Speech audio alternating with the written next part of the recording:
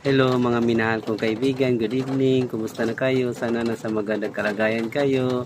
Nandito naman ako maungulit sa inyo mga kaibigan. Magdasal tayo ha. Maraming salamat sa Sama at sa Anak at sa Espiritu Santo. Amen. Panginoon kong Kristo makapangyarihan sa lahat, tulungan mo po kami sa mga problema namin, lalo na sa mga kaibigan ko at yung nakakita sa video na to.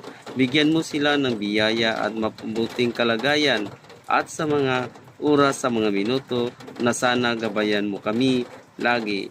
Huwag mo kami pababayaan, maawa po kayo Panginoon dahil alam namin na ikaw may magandang busilak na puso. Kaya hindi kami tumigil sa pagdarasal sa iyo. Ikaw lang ang pag-asa at kakampi namin. Hinihiling namin ang lahat ng aming kasalanan. Mapapatawad mo kami dahil ikaw lang